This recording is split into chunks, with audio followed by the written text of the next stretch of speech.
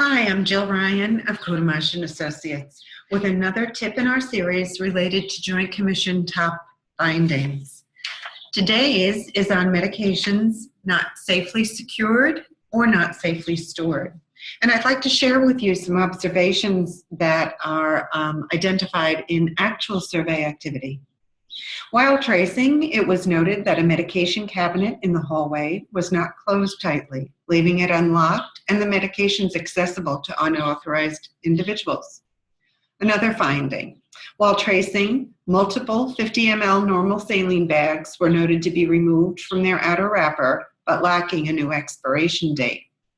Yet another, medications stored in a refrigerator were missing temps for 4 out of 30 days. There were no notes of actions taken.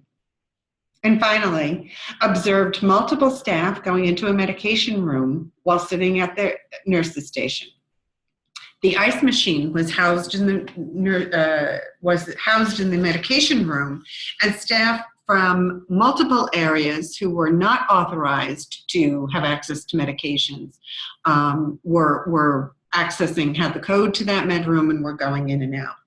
So you see kind of a variety of findings scored in this area. So what are some tips for managing the process?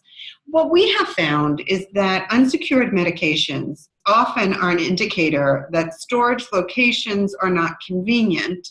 Therefore, staff have had to create workflow workarounds. So if there are workflow challenges, oftentimes folks will create workarounds, leaving things on top of a cart, on top of a patient care station desk, etc. So if the med room is a distance from where care is provided, what workarounds are being created? How can that be minimized?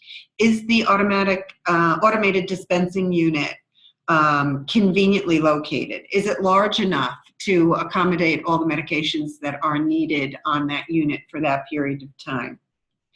Also be thinking about respiratory meds. How are those being handled? Have we truly abolished the use of quote-unquote fanny packs? Do respiratory therapists have the tools and equipment that are necessary to get meds securely from one location to another, from one patient to their next? Have solid processes for monitoring medication refrigerator temps, freezer temps when necessary, and acting on the temperature, any out-of-range temperatures. Assign responsibility for monitoring. Oftentimes we see that the temperatures aren't recorded when there isn't a automated recording mechanism, temperature recording mechanism.